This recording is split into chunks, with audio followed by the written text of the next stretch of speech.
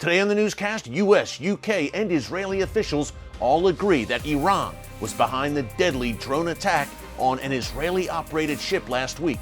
The big question now, how will Israel respond? Get all the breaking details next.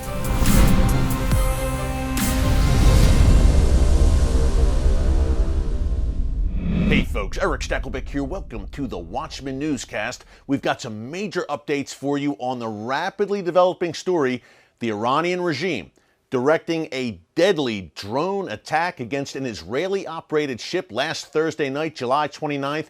2 crew members left dead, a major escalation in that ongoing shadow war at sea between Iran and Israel. Now, U.S., UK, and Israeli officials are all saying that Iran was behind this deadly attack that left a Romanian citizen, the captain of the ship was of Romanian origin, also a British citizen, dead. And by the way, Romanian officials are also saying that yes, Iran was behind this attack. We are going to get into all of the latest details. First, a quick review in case you missed it, what exactly happened late Thursday night, July 29th, late at night. A drone, or perhaps multiple drones, that's not quite clear yet, flew into this ship, an oil tanker. Now, it is called Mercer Street. That's the name of the ship. It is a Japanese-owned ship, but it is operated and managed by an Israeli company called Zodiac Maritime. Now, an Israeli businessman, Eyal Ofer, owns this company, very wealthy businessman and philanthropist, so an obvious target for the Iranian regime. We have seen this time and time again over the past few months. Not only Israeli-owned, but Israeli-operated vessels at sea targeted by the Iranian regime.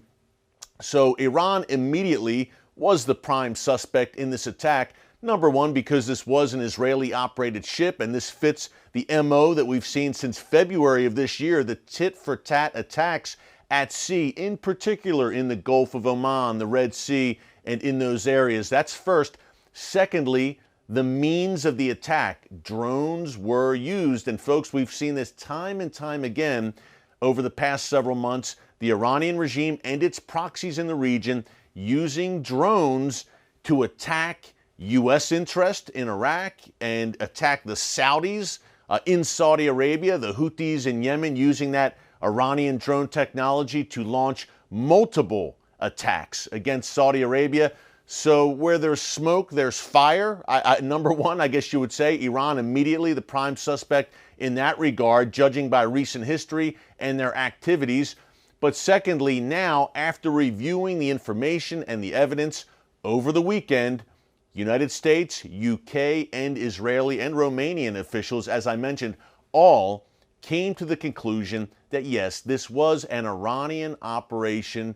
Now, I made the point on that Friday newscast that this is a major escalation in that ongoing tit-for-tat between Israel and Iran at sea, and the reason is obvious. 2 people were killed.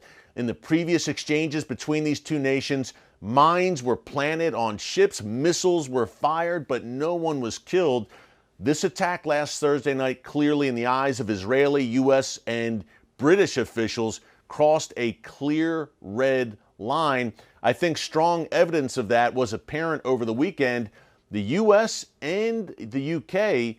issued unusually strongly worded statements condemning the Iranian regime and warning of consequences. Today, British Prime Minister Boris Johnson called the attack outrageous, pointed the finger squarely at Iran. Now, Israeli defense and intelligence officials had a pretty clear indication from the outset that this was an Iranian attack. Look, it fits the MO of the Iranian regime, obviously.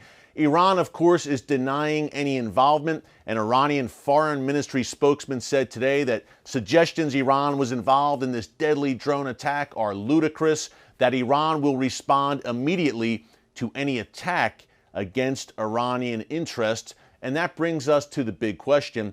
How will Israel respond? Will there be perhaps a coordinated response? As I mentioned, The U.S. Secretary of State Antony Blinken, the British Foreign Secretary, both had unusually strongly worded statements against the Iranian regime, warned of consequences. I say unusually strong because, folks, let's face it, we've talked about this a lot here in the newscast over the past several months. The U.S. in particular, under the Biden administration, has been tiptoeing around the Iran issue because they are desperate to re-enter that disastrous Iran nuclear deal. There's been some appeasement going on, to say the least, when it comes to Iran and the Biden White House.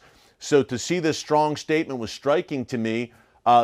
Israel is reportedly discussing with the U.S. and the U.K. how to respond. And according to some media reports we're seeing out of the Middle East, the U.S. and the U.K. have, quote, greenlit an Israeli response, and they're saying, hey, do what you need to do. So the big question now, how will Israel respond? When will Israel respond? Well, top Israeli officials, including Israeli Prime Minister Naftali Bennett, are saying we will respond, and we will respond in a serious manner, in a place and at a time of our choosing. Israel reportedly looking at a variety of options in terms of a response. According to one Kuwaiti media report, Israel could perhaps strike. The obvious target would be an Iranian ship at sea, perhaps an Iranian port like Bandar Abbas, which is a major port. But you can bet that a strong Israeli response is coming. The other big question here is what happens now to the Iran nuclear deal. Two things to keep in mind, folks, before we go. Number one, those nuclear talks between the Biden administration and Iran, these are indirect talks that have been taking place in Vienna. They've been on hold over the past few weeks as the newly elected, quote unquote, Iranian president Ibrahim Raisi is waiting in the wings to take office this week. August 5th, on Thursday, he will ascend to Iran's presidency. Now, Raisi has been known as the Butcher of Tehran. Alternately, some call him the Hangman of Tehran. He has the blood of Iranian dissidents, reportedly thousands of Iranian dissidents and political prisoners on his hands. Now he is ascending to Iran's presidency. Just so you know, Iran's supreme leader, Ayatollah Khamenei, is still the ultimate authority in that country, but Raisi is seen as a close acolyte of Khamenei and also as a possible successor to the supreme leader, who, by the way, is over the age of 80 years old and has had severe health issues over the years. So I believe Raisi's ascension to the presidency is a major, major event, especially in regards to Iran's posture towards Israel and towards the West and towards that nuclear deal. There's been some reports in the past week or so that U.S. officials are kind of pessimistic right now about the chances of that Iran nuclear deal being reborn. And folks, to me, that's a good thing because that deal is an absolute disaster. But U.S. officials are losing hope, especially with Raisi coming into office, that a nuclear deal, an Iran nuclear deal, a revamped version of it will come to fruition. That's something to keep a very close eye on. And of course, now that Raisi is taking office, you have across the board at the upper echelons of Iran's leadership, hardliner after hardliner, completely manned by radical Iranian revolutionaries from the supreme leader to the president on down. The Iranian Revolutionary Guards Corps, of course, power brokers as well, who answer directly to the supreme leader. Now Raisi will be in lockstep, and their messaging will be coordinated and airtight.